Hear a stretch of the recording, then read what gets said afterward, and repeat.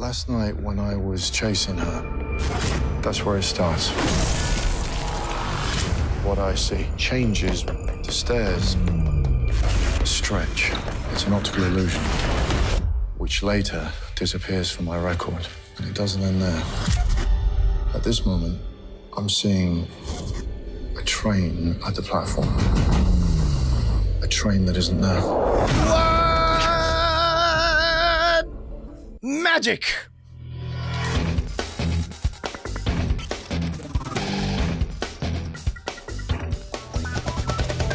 Welcome to Cordkillers, our mission to report the intel from the front lines of the cord-cutting revolution so that you have the complete information you need eventually to watch what you want, when you want, where you want, on whatever device you want. Me? Oh, I'm just Tom Merritt. Oh, and me, I'm Brian Brushwood. I was waiting for the toss. I didn't get one. It was a toss that wasn't there. Whoa! Magic! That was Clive Owen in the Netflix original Anon. Is that a movie, a series? What is that, Bryce? Yeah, that's a film coming May 4th. It's like a cop thriller, but there's like a black mirror layer of like, oh, they've got augmented reality headsets, but then it's got a little bit of Mr. Robot. It's got a little bit of that CBS show Person of Interest. It's got a little bit of Black Mirror to it. It's a good trailer. I recommend. If you haven't Clive seen it all. Owen was the guy from Children of Men, right? I don't know. Okay, hold on while we all consult our stuff. I'm pretty sure Clive Owen was in Children of Men. IMDb. You know what I've noticed about Netflix, and it hit me while I was watching this trailer. The thing you used to do would be, let's say Pacific Rim comes out, right, in 1998. Let's pretend. Production company that's kind of low budget would come out with Atlantic Rim. In fact, there actually was an Atlantic Rim that did exactly that. That's why I'm using this as an example. And it would go straight to DVD. It would be a budget version. And that's how some companies would be able to get by. Netflix is doing the high stakes version of that. They see Person of Interest. They buy Black Mirror. They see Mr. Robot and they're like, what if we did that but throw a lot of money at it and make it really high quality? Let's see what happens then. And when they don't know what else to do with it, they put the word Cloverfield in front of it. And then and bada bing bang, you're good to go. Yeah, I'm not sure how that. I think that's J.J. Abrams buys something, puts Cloverfield and goes, this didn't work. Do you want it, Netflix? They're like, yeah, we'll eat anything. It's fine. All right, well, let's get to our primary target because it's all about Netflix. The LA Times has some sources telling them that Netflix has been looking into buying movie theaters in Los Angeles and New York. Landmark Theaters, which is co-owned by Mark Cuban, was reportedly one of the theater chains being considered. Now, plans are, according to their sources, stalled over the price right now. Netflix thought the price was too high. But it wasn't through lack of interest that they moved away. You think about it, Netflix has 125 million subscribers worldwide. They're spending $8 billion this year on original and licensed content. Today, it came out that Netflix wants to raise another $1.5 billion in debt for general corporate purposes, which probably means productions, making movies, making content, etc. And Bryce, you brought up the very interesting question of like, well, hold on. Didn't Fox, Paramount, and all the movie studios used to own the theaters, and then the government came in and broke that up because it was a monopoly? Could Netflix own theaters is a whole different question. It sounds like they feel like they could, or they wouldn't be pursuing these negotiations. Well, let's peel back the curtain a bit. I'm assuming, and we haven't discussed this beforehand, so maybe we have different assumptions going into this. I read this story as they are tired of all of these dumb film festival rules about what constitutes a real and quote not real release. Can I stop you right there? Yeah, go for it. There's only one film festival that has done that. It's in France. Correct. So buying these theaters would not fix that. And all the Oscars and Golden Globes, everything, they've been fine. They've had no problem getting into those. But we've already seen, if not specifically with Netflix, with the Hulu, the OJ documentary, they're all like, wait a minute, this is an awfully long documentary. This feels like a mini series and whatnot. We have seen fuddy-duddies try to juke the stats, to break the rules, to box them out. And if I'm Netflix and what we crave is the legitimacy of being a top tier movie content creation service, then it seems to me like buying a movie theater would be a good way to do it. However, I think Bryce did really uncover something interesting with this whole anti-monopoly, antitrust situation. Yeah, I don't think Netflix is doing this to solve the award problem per se.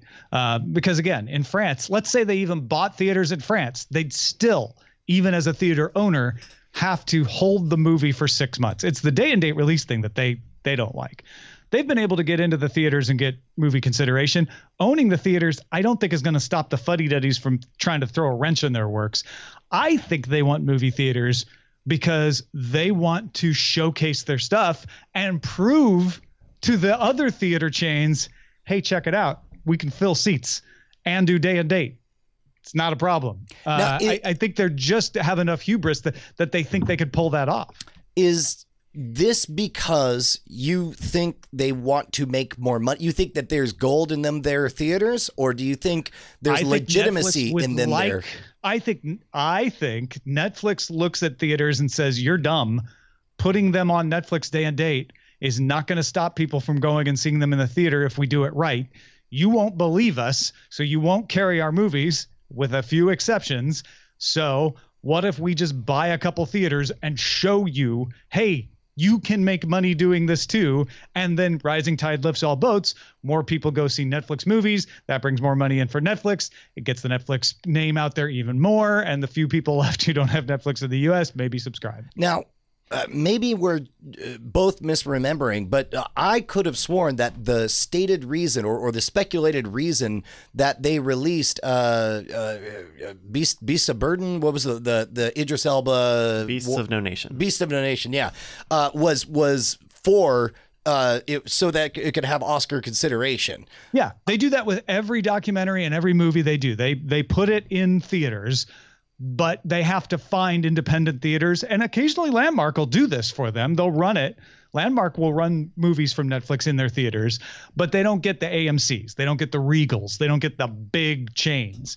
And that's why I'm saying, like, hey, well, maybe if we buy a couple theaters from our buddies Landmark, you know, who've been playing our movies already and have shown that it can work, we can make a big deal and prove that this is going to happen. Yeah, I don't think, I guess if I'm drilling down to the place where it seems like we disagree, which is always my favorite moment, is to figure out that exact moment of divergence. It seems to me like you believe this to be a profitability monetary play, whereas I think it's so transparently a legitimacy play to have an efficient vehicle by which they make sure all of their content qualifies for all the awards, and if people care about the movie experience, they can now have it.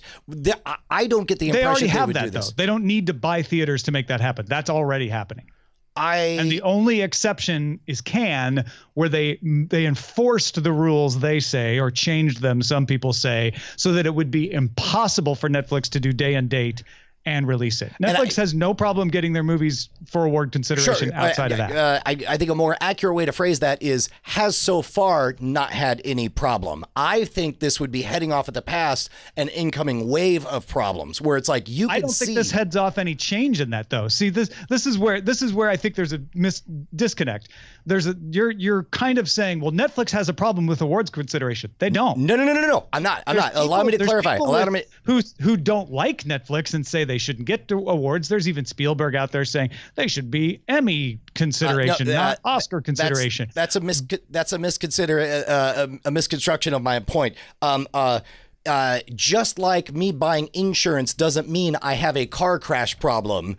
I'm not saying that they have a distribution problem. I'm saying that they're in a position to buy insurance when they see the tides, when they see the winds changing, when they see some number of entertainment professionals trying to box them out, trying to put them in a different category. This is the kind of insurance you buy to make sure that it will never be a problem. I guess it doesn't have to be either or, right? They could be looking at this saying, we can make sure we get into theaters in case somehow we're not able to get any theaters to show our movies in the future. Although that's really probably going to be impossible. Like there's always art theaters university theaters, something. Sure. I guess they could be heading off like, well, but maybe the Oscars changes and says, well, you have to be on this many screens. And so my problem with that as being a possible like main motivation is this is a lot of money to spend, which I guess maybe that's why they're like, it's too much money. It would be a lot of money to spend to fix only that problem. But if they're like, well, it gives us that insurance, which I think is a really good point, and it can help us prove the business model, and we can collect data on, what people behavior in theaters and all of that, then I think maybe it makes sense. So it's probably not you or me. It's probably a little bit of all of these. Yeah. And I think, I guess maybe I'm just having a hard time picturing there being a lot of money in theatrical display of Netflix stuff. There's a lot of money in releasing movies nationwide. Otherwise, movie studios wouldn't make the Avengers, et cetera, et cetera. Well, sure, but that's so if Netflix is saying we think if we buy a couple theaters and prove that we can bring people into these theaters, maybe we can get the other theaters to loosen up and we could get nationwide releases in all theaters. Then there's a lot of money there. Okay, so this might be the place where we come back together on the same team. Here's the question: is let's say that is their speculative play.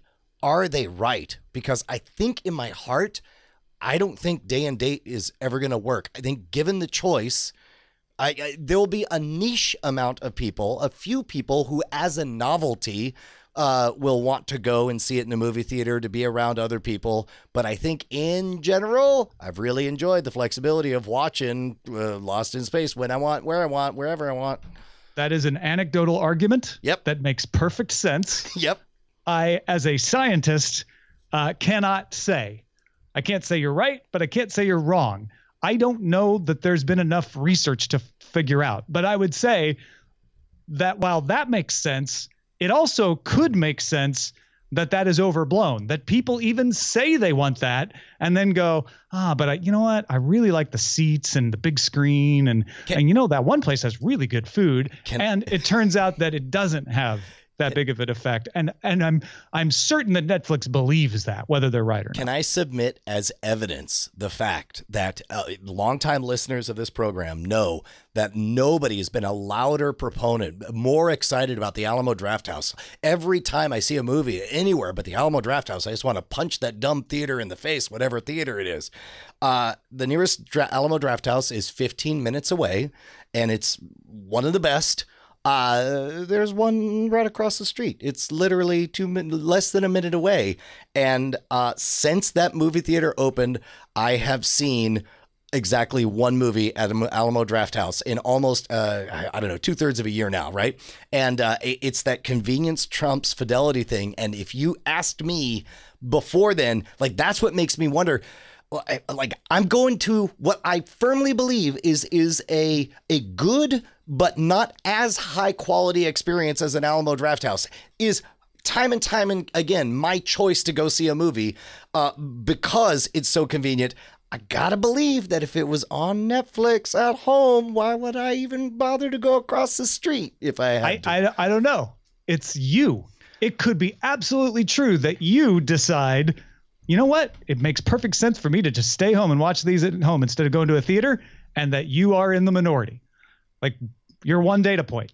Yeah, we also sure. don't know if that's really true. It could also be possible that you say that because you believe it, stay at home, get interrupted by Penny, phone rings. You realize, oh, you know what? The sound isn't great in here. I really miss being at the theater, and start going to that convenient theater because there are other benefits that outweigh the inconvenience that you hadn't realized. Not the least of which is that part of the ritual is you turn off your phone and you are. I don't know why I picked on Penny there. It could have been Josie. Or no. All three of them. They all conspire. Yeah, they're always messing with me.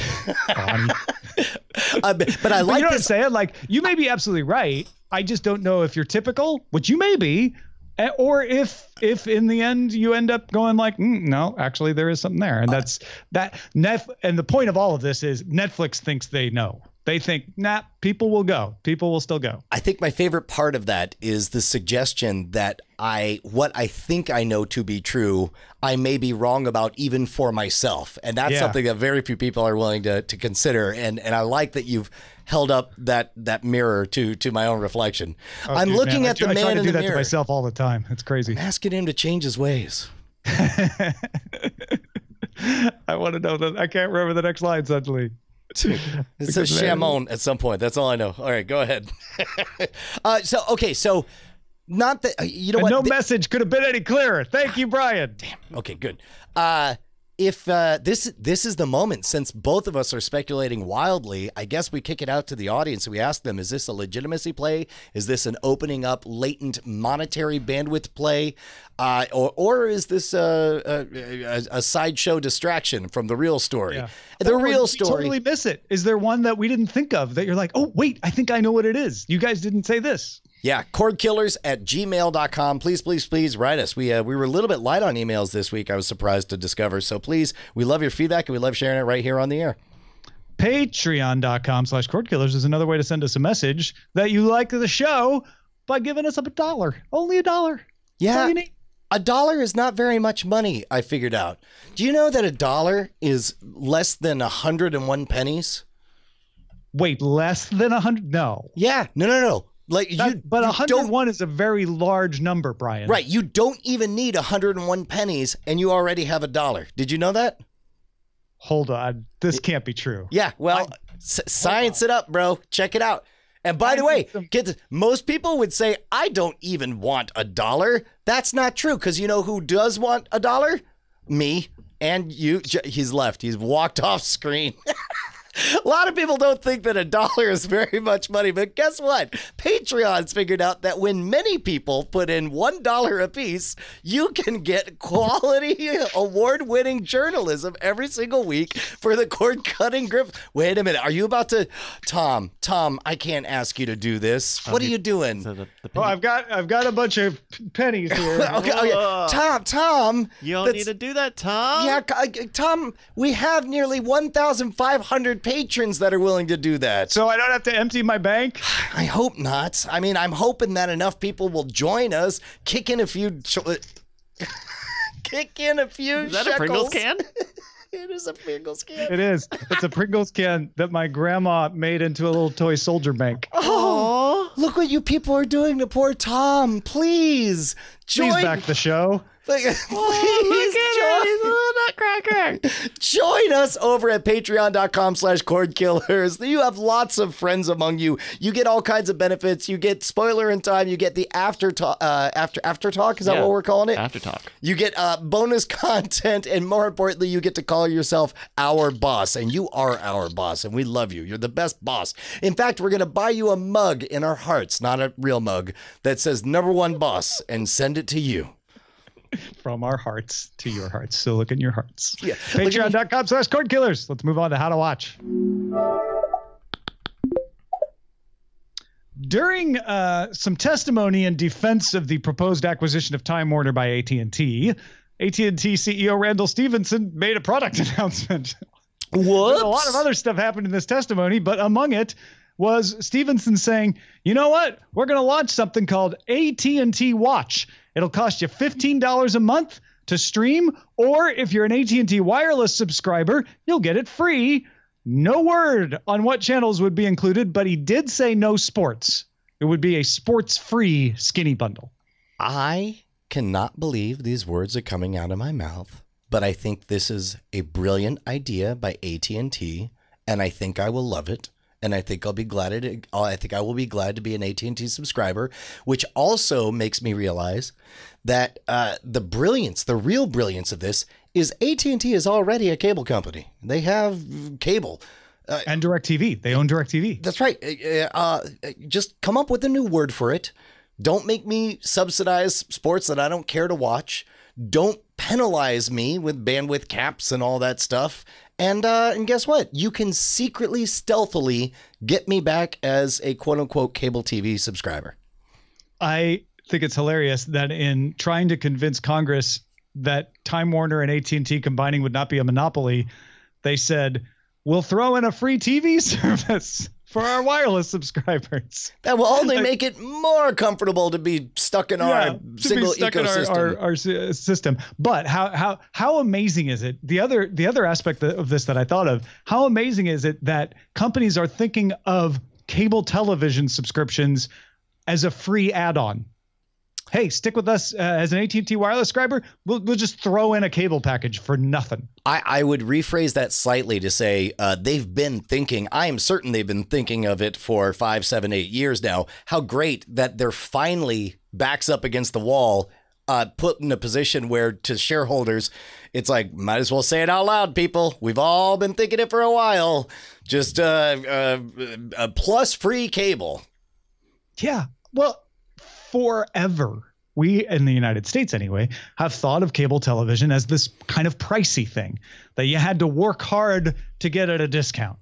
You had to take the chicken challenge, right? Hey, I mean, Tom, I hate to say it, but it's like, growing up, and this is an unfair way that a ignorant second grader in 1982 might have thought of it, but you know who didn't have cable? Poor people. And now, you know who doesn't have cable? Smart people. Like that. Well, I mean, because not having cable meant that you were disconnected from the rest of the world. It meant that you didn't know what all the cool kids were talking about whatever, Revenge of the Nerds movie came out or whatever. And now that's just not the case. I mean, saying poor people, sometimes people are like, oh, so that's insulting. But you're just saying it was something expensive. Correct. It was something you had to be making enough money to afford. If you were out of college in your first job, you probably didn't have it. If you were at a low wage job, you might decide, you know what, I can't afford that. Now it's a free add-on. It's something you just throw in with another package, which maybe you can't afford that either. I don't know. But it itself is not the expensive thing. Like, ooh, they have cable. Well, that's kind of cool. I remember growing up in 1982 thinking it was awesome that Greenville, Illinois, town of 5,000 people, had cable and St. Louis, Missouri didn't. We're like, we beat the big city for once. They're getting cable. Well, and it's one of those things where, like, what did cable mean? We didn't actually care about the fact that there was a box hooked up. What we cared about was feeling more connected. And now, in the world of the internet and so many different alternatives to be up to the second, to get the information that you want, you as a one-size-fits-all solution, it's a bit antiquated. And a commodity, right? There was this value created around it by restricting the ability to get it.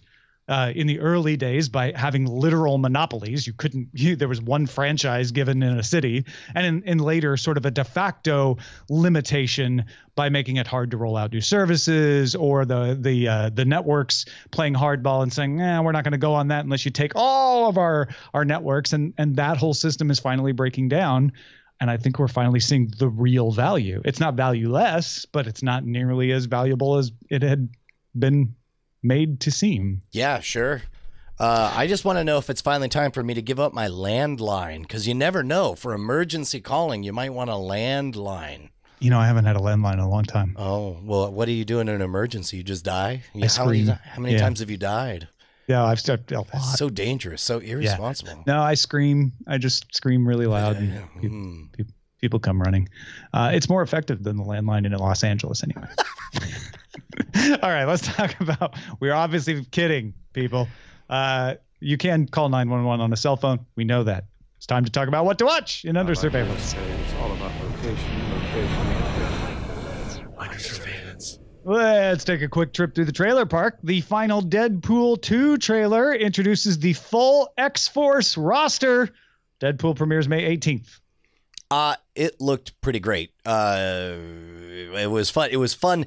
They do a really good job of hitting that 4-quadrant young people, old people thing with their music selection and stuff, because like it's the music on this trailer is a remix of Mama Says Knock You Out, and I'm like, that sounds kind of like Mama Says Knock You Out, and then I'm like, oh, it is, but it's a remix and it's meant to appeal because I'm old. But it's a remix, so maybe the kids will like it too. Exactly, right? I loved the digs at the DC universe and all the wings. I was just gonna say, yeah, it's great. I'm really looking forward to this.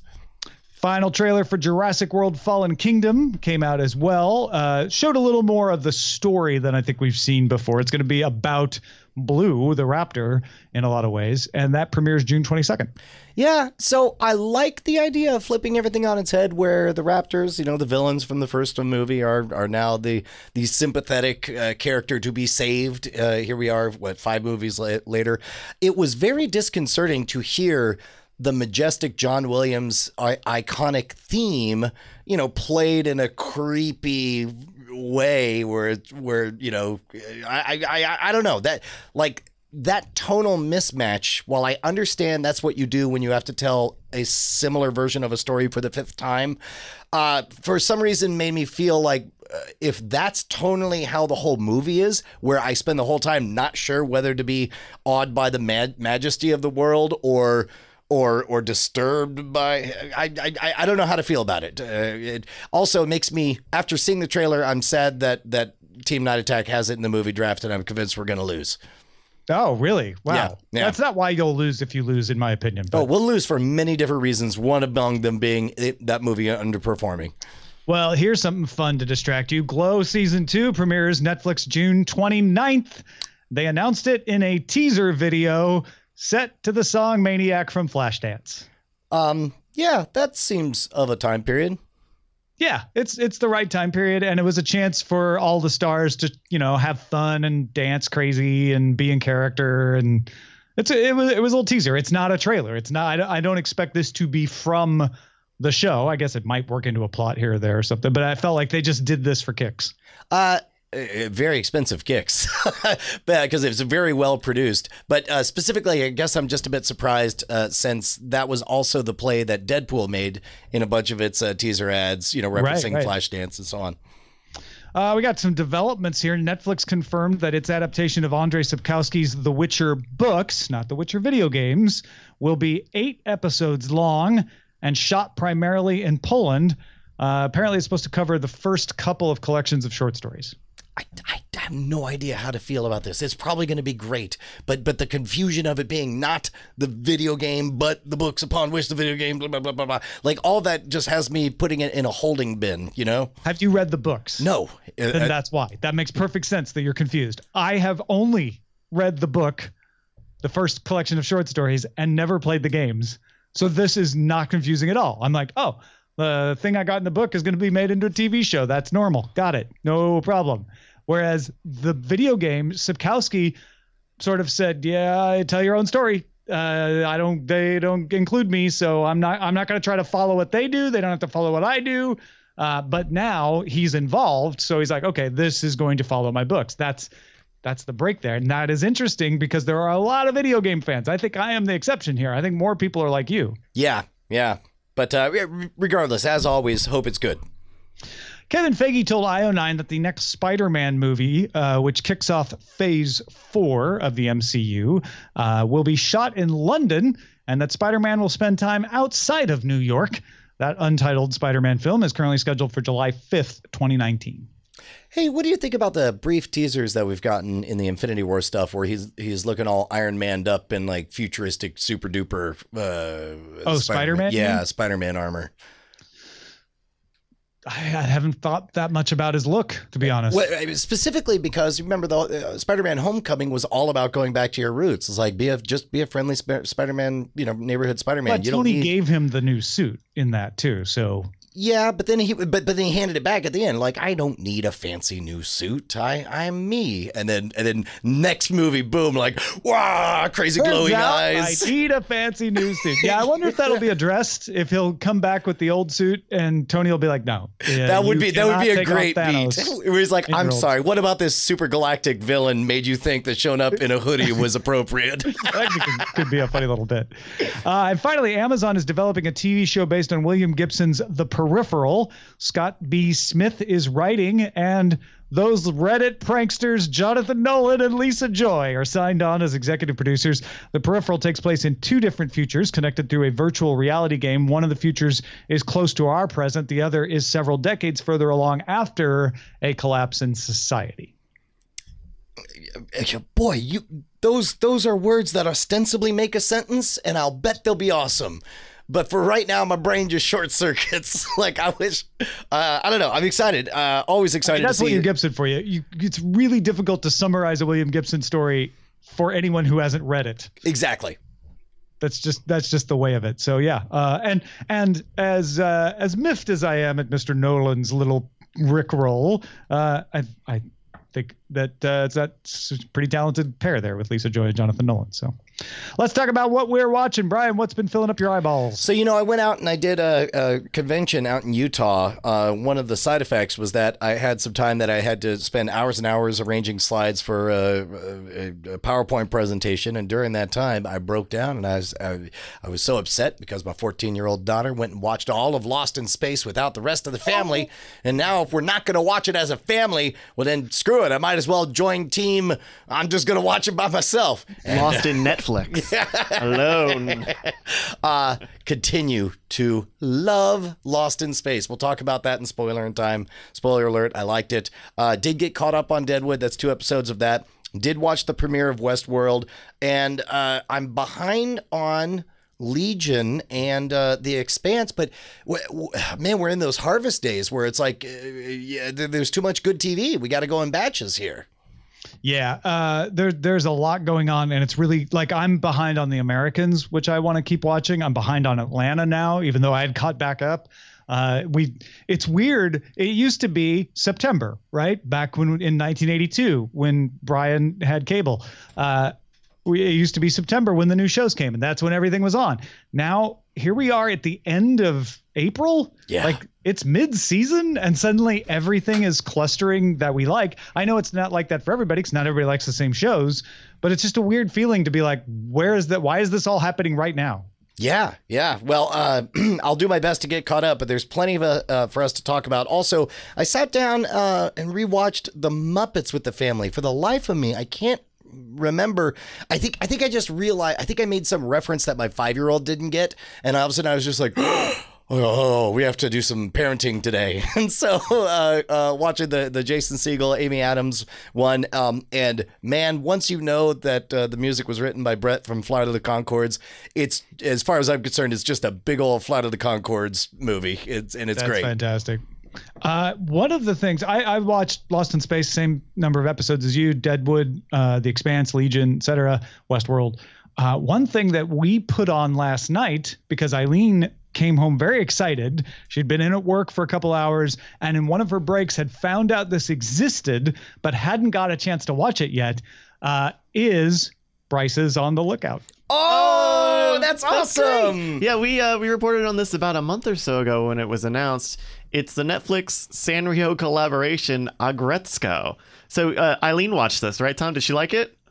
She came home and was like, Agretsuko is on Netflix. Remember, we saw the YouTube videos, like it's there, you could watch it. And so we watched the very first one. And honestly, I think we both thought, well, we'll put it on, and see what the first couple of minutes are. And we just watched the first one all the way through. Yeah. Well, so if you don't know, it's about Retsuko, who is a red panda who works in this cartoony animal world, who works as an office lady, a desk job being an accountant for an overbearing, misogynist, a literal pig of a boss.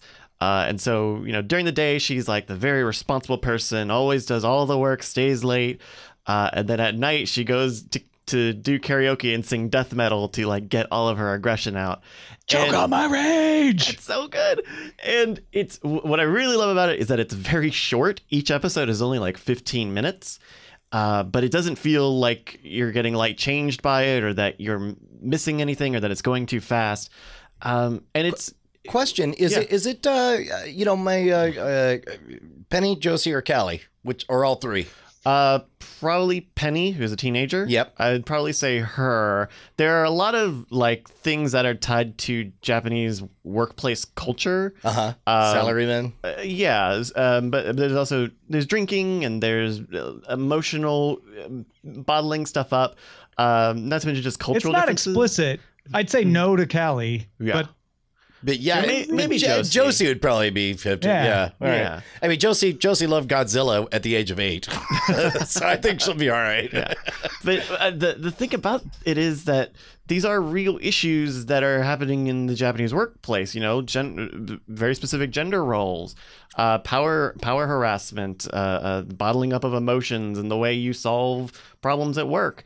It almost feels a little fantastical if you see it as an American, but it's really like touching, and it's more than just like just stand up for yourself and you'll solve the problem, because that's not exactly how reality always works. Sure. And I also think that like the cast of characters is really good, in that they feel very one note, but you'll probably see people from your real life as various people. You know, the sort of sly, friendly one who's quiet but knows what's going on, the oblivious guy, the overly cutesy, you know, suck up, you know, and it tries to give you more depth on those sorts of people, where you might think, oh, you know what, why do I have an issue with that type of person? That actually is not, they're doing them. It's really good, and I think, yeah, probably Josie and Penny and probably Josie would get something out of it. Right on. But it's Agretsuko, Aggretsuko. I don't know why they changed the name. In Japan, it's Aggressive Retsuko, which at least is easier to say and spell. Yeah. Huh. Also, yeah, because I get it. It's Aggressive Retsuko, so Agretsuko, but yeah. And that abbreviation works better in Japanese than in English, because you know what? Oftentimes there's the weirdest thing. Like there was when we did a show at Universal Orlando, there is just an established standards, rights, clearances, who's got a trademark on what name. So we wanted to do I don't know, like kind of a good and bad thing, and I forgot what the original name was.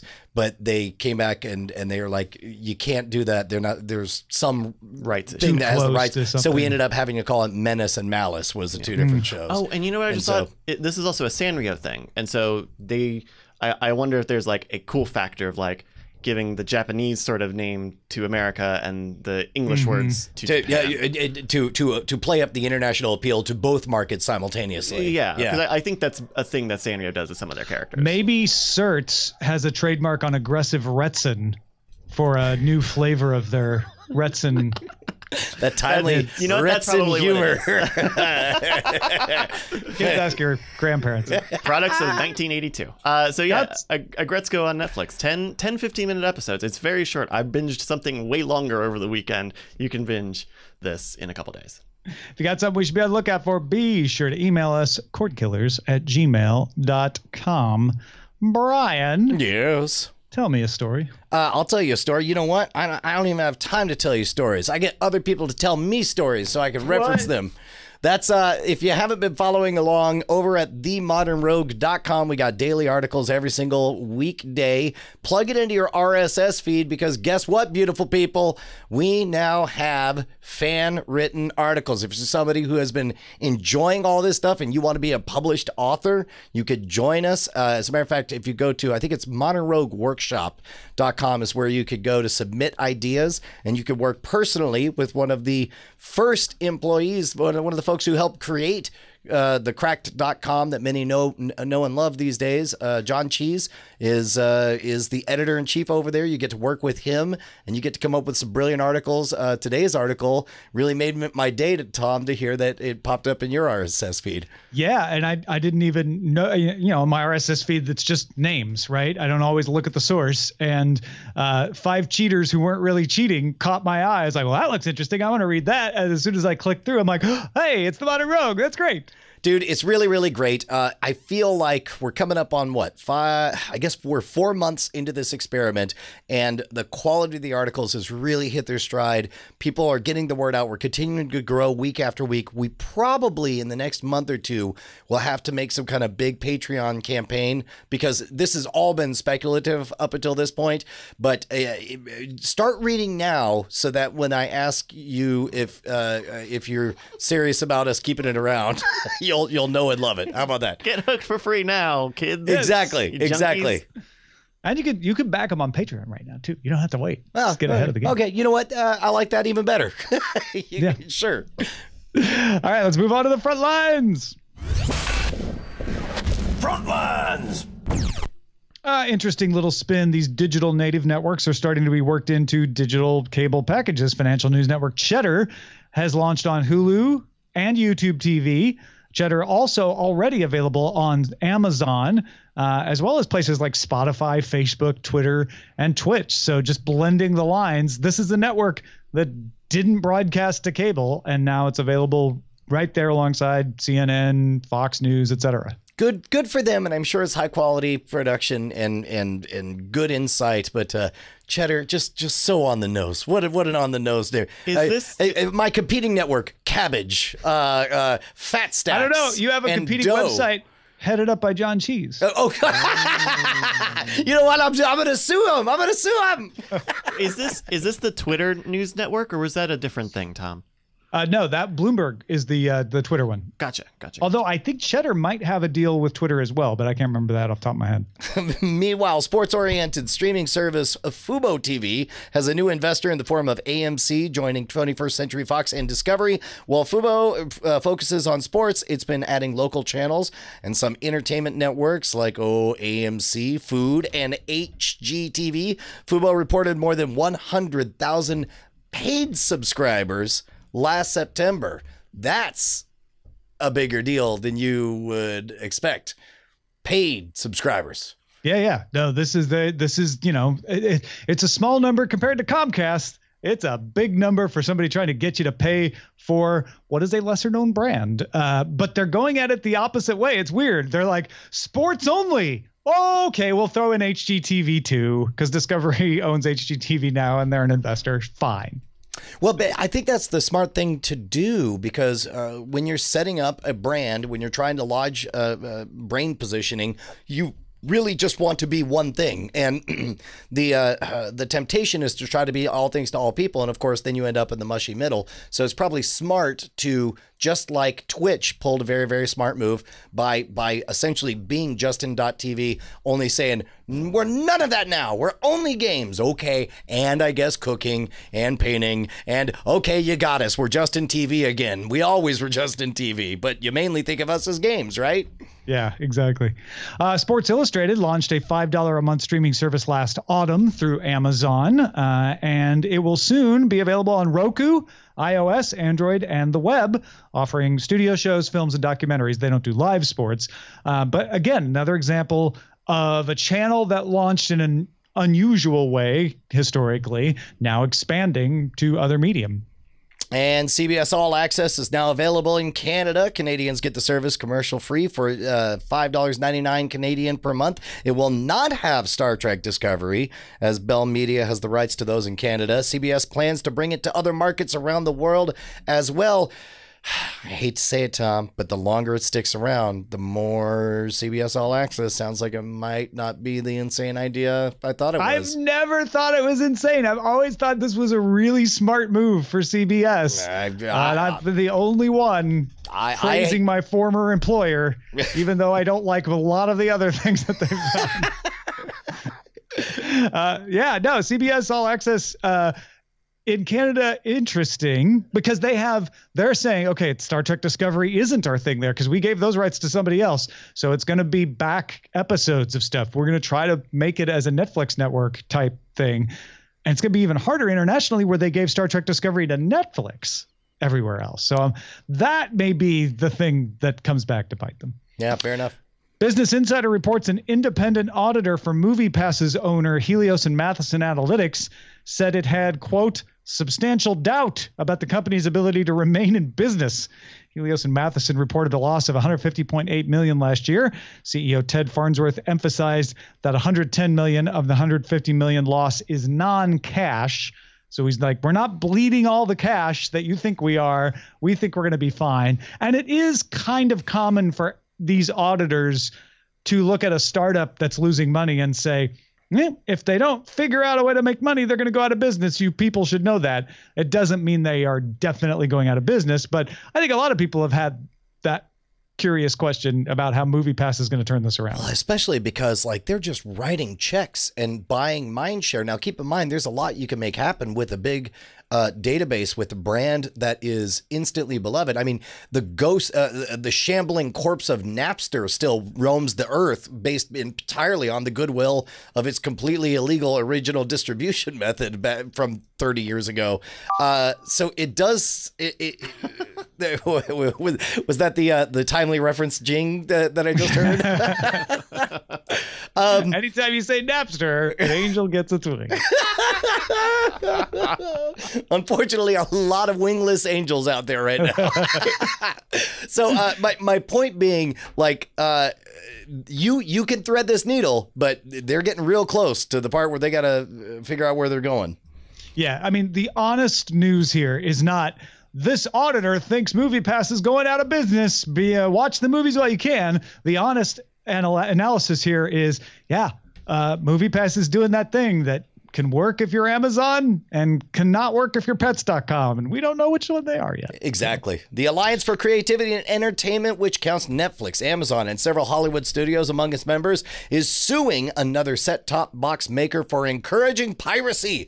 Set TV follows Tickbox and Dragonbox in being targeted for encouraging copyright infringement.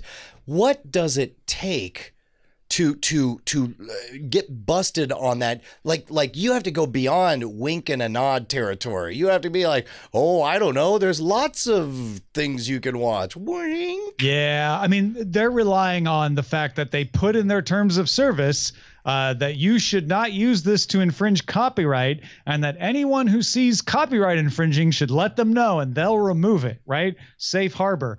Problem is they're also advertising like, watch all of these channels for $20 a month. And it's like, well, you obviously know this is going on, right? So you're marketing it that way. And it's interesting to see traditional studios and companies like Netflix and Amazon teaming up to go after these. And we get these emails all the time like, hey, why haven't you mentioned this box? It's $20 a month and it gives you all the channels, why? And it's like, man, it's probably not a legitimate service. That's why.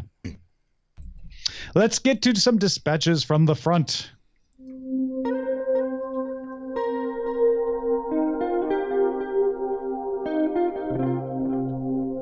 Joe has a question about MoviePass. We get these a lot too. He says, perhaps it's a loophole, but when I use my MoviePass at my local AMC theater, I'm able to do the following.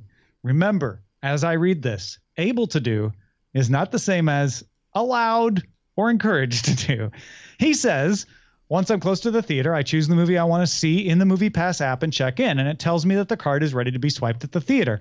At the kiosk, I select all the tickets and seats that I need. When it's time to pay, I swipe the MoviePass card first. The machine tells me it has insufficient funds, and I'm able to pay the balance with another credit card. This helps in a few ways. I'm able to choose seats together with others easily, even with MoviePass. I was at a matinee, and the ticket price was $6.95, but MoviePass had added $12 to my card, so I was able to put the rest of the money towards the other tickets. I can also choose a non-3D movie from the MoviePass app, but when I arrive at the theater, purchase a 3D ticket for another movie, even though MoviePass only covers most of the cost of the ticket. The balance of that ticket is paid with my credit card, along with the other tickets. Maybe this only works with the kiosks at my local AMC and wouldn't work with other types of kiosks, but it makes me love my MoviePass even more. Yeah, I wonder what kind of tricky territory you get into. So right now you're taking actual money man, I would look at the terms of service on this one, because that might enter into full-on fraud territory, because you're taking actual money. Now, the only reason, like, it would definitely be fraud if after having done all that, you requested a refund and walked out with 10 actual dollars without having participated in the whole thing, whatever. But I don't know how close it is receiving the service in kind or applying bits of it for an upgrade would be. Yeah, it's tricky. And it's definitely something MoviePass doesn't allow you to do. Right. Their terms say you can't use this for a 3D ticket. Yeah. Doesn't mean they stop you, but that also, an unlocked door doesn't mean you get permission to enter someone's house. Correct. Yeah. And if you get put into the program where you have to take a photo of your ticket stub to check in for another movie, this would not work for you anymore. Yeah. Because a lot of ticket stubs are receipts. Got it. So. David from Riverside writes, hello, Tom, Brian, and everyone else. Before I begin, I'd like to apologize in advance for sounding like a total know-it-all nerd, but I felt I must say something. The Netflix Lost in Space is the 5th incarnation in the film TV media format. When Irwin Allen developed the original pilot, there was no robot and Dr. Smith. A comic book company by the name of Golden Keys were publishing a series called Space Family Robinson for a few years before the pilot. The comic was so similar to the show that Golden Key contacted CBS about the issue. Long story short, Golden Key and CBS came to an agreement in which Dr. Smith and the robot were added to the show to differentiate itself from the comic book. Second incarnation is the TV show you already know, as well as the third incarnation of the movie. The fourth incarnation of the franchise is an unaired TV pilot called The Robinsons, Lost in Space in 2004. That pilot was directed by John Woo, yes, the action director of Face Off, Broken Arrow, and many Hong Kong action flicks. At first, it sounded cool for John Woo to direct until I learned he was not that much into science fiction. As you can guess, there is a reason why it never aired. You can find this pilot on the net if you know where to look. Also, side note, some of the sets were later reused on Battlestar Galactica's reboot. Then lastly, you have our Netflix version. I gotta tell you, the most interesting part to me is knowing that Dr. Smith and the robot being tagged on as a legal workaround for that property of Space Family Robinson. Those two are easily the only interesting parts of the entire show. I mean, I want to say only, but I mean they're the most interesting parts, you know? They're the iconic ones. They're the ones you remember. You remember the robot saying "Danger, Will Robinson," which makes you know who Will Robinson is, and you remember Dr. Smith looking kind of shifty and evil, right? Yeah, vaguely sinister at all times. Yeah. David from Riverside, first of all, you have convinced me you are right. Second of all, pilot is part of the first incarnation. Just this happens a lot, right? Star Trek had a pilot that they never aired. They made a second pilot. So I'm not sure if that makes it a difference, but I love, like Brian, the Golden Key stuff. That's really interesting. And if you want to hear more discussion on this pilot of the original Lost in Space, check out Current Geek in our Autopilot episode next week. Not tomorrow, but a week from tomorrow, we're going to talk about Lost in Space, and we're going to view both pilots, the original one without the robot, Dr. Smith, and the one where they did include those. Oh, that's fantastic. I was unaware of the John Woo unaired pilot, too. That's an interesting fact. Awesome. All right. Hey, guys, says Jay from sunny Tucson. Brian has mentioned the ease of starting and stopping video services through Amazon. It's certainly easy, but I hit a stumbling block. I signed up for Stars through Amazon, found I can only watch it through the Prime Video app. Can't watch it through the Stars app on Apple TV, Roku, LG, or Sony TV, not even through the Stars website. Basically, he wanted to watch it through the Stars app, and he can't.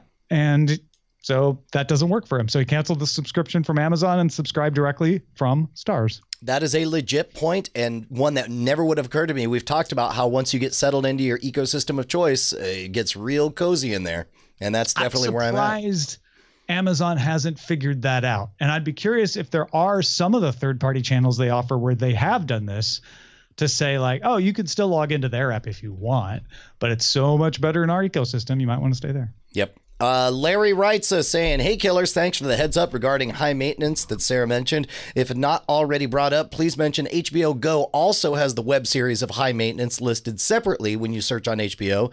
They're half as long and at least as good, if not better. Also, each episode has a neat 1-minute director's comment with Kachi, K-A-T-J-I, and Ben. Way worth a watch. Cordkillers is the best. Will become a patron when incomes allow." Why, thank you. You know, I think you can. What happens in patronage when can't you like follow our show on Patreon without necessarily paying for it? Yeah, there's a big follow button on patreon.com. You also get email alerts for when free posts go out and when the spoiler in times unlock a day or so after they publish. So basically think of it as an easy way to subscribe without necessarily giving us money. Yeah. And then you're already in the works if you get that income later on. Yeah. And if you want Graham, a.k.a. Gouchim, says, "I can't believe I'm actually writing this, but in defense of cricket, there is a modern form of the game absolutely hated by purists called 2020 cricket. It plays fast, loud, and has streamlined rules anyone can pick up. The link below is to a short Caribbean Premier League sizzle reel titled Party Cricket and More Party. In short, This is not your colonialist overlords game. Grin. Oh my God, this makes me so happy. not your colonialists cricket.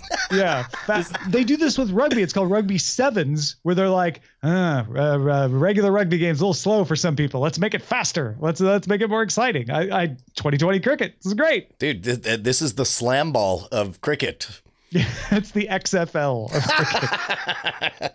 That's amazing. Thank you, everyone, for watching. I hope you enjoyed it as much as we did. Brian, any last words before we leave? No. Wow, I get to have the last word. Why, thank you, Tom. Just for everybody to please subscribe to us and join us over at Patreon.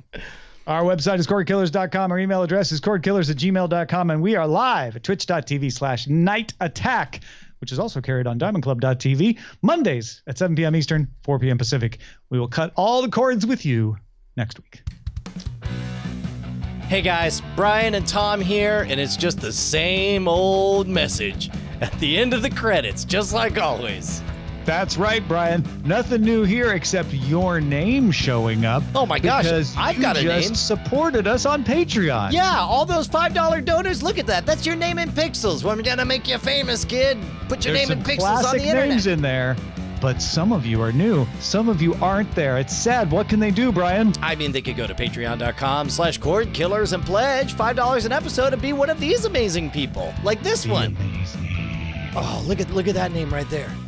Diamond Club hopes you have enjoyed this program.